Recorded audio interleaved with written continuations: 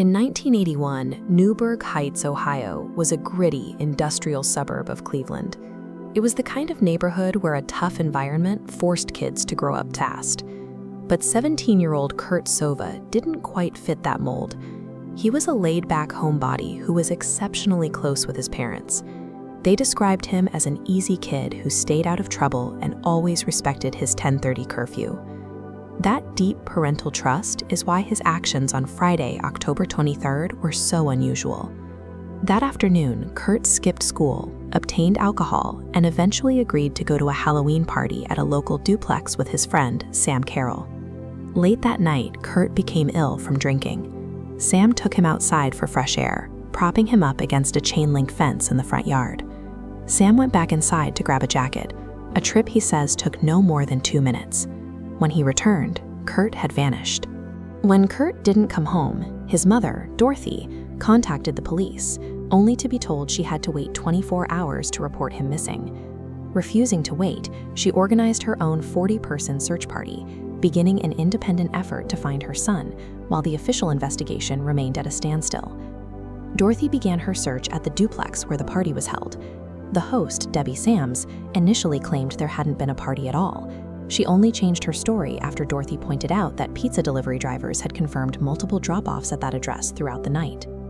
While his search was underway, a local acquaintance spotted Kurt alive on Monday, 3 days after he disappeared. He saw Kurt walking with a stranger until a blue van pulled up. Kurt reportedly shouted the name Franco and ran toward the vehicle. On Tuesday, the anomalies took a darker turn. A man described as looking homeless entered a record store displaying one of Kurt's missing person flyers. He told the owner to take it down, claiming the boy would be found dead in 2 days, and no one would ever know how he died. The next morning, a bouquet of flowers appeared outside that same store. With it was a note: "Roses are red, the sky is blue. They found him dead, and they'll find you too." That Wednesday, the party host called Dorothy to say someone was sleeping on a cot in her basement. By the time Kurt's father arrived to investigate, the room was empty, though the cot showed signs that someone had recently used it. These sightings and threats suggest that Kurt remained within a few miles of his home during those 5 days. While a 40-person search party scoured the area, Kurt appeared to be moving between nearby houses and vehicles, still alive and within reach.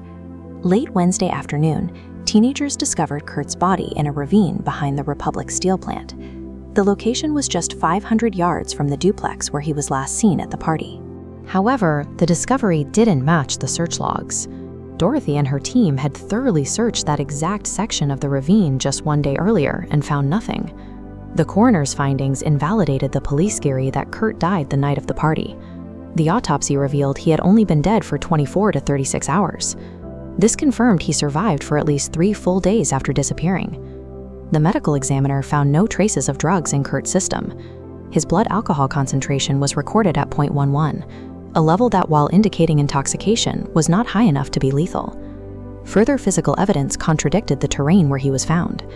Kurt was missing his right shoe, yet the bottoms of his bare feet were found to be entirely clean, showing no signs of walking through the dirt and rocks of the ravine. His perfectly clean feet, the previously searched ravine, and the delayed time of death indicate that Kurt did not die where he was found. Evidence suggests his body was placed in the ravine well after he had already gone missing. Despite these discrepancies, lead detective Robert Karras pushed to classify the death as accidental. Procedural failures hampered the case from the start. Remarkably, no photographs were taken of the body at the scene before it was moved. 3 months later, another tragedy occurred in the same ravine. 13-year-old Eugene Kett was found dead in the exact same area, and like Kurt, he was also missing his right shoe. The department also overlooked a witness named Angeline Reddix. She reported seeing 2 men dragging a teenager into that same ravine just before Halloween, but the police never followed up on her statement. For decades, Dorothy Sova remained her son's only consistent advocate. Her husband and 2 of her other sons passed away over the following years, leaving her son Kevin as the last surviving member of the family by the time Dorothy herself passed in 2014. Before she died, Dorothy preserved every note and flyer from her independent search. Kevin eventually handed these files to a new acting police chief, John Majoy, who found the evidence compelling enough to officially reopen the investigation. While procedural gaps initially obscured the circumstances of Kurtzova's death, a mother's meticulous record-keeping ensured the evidence survived. Decades later, those files have provided a new generation of investigators the chance to finally find the truth.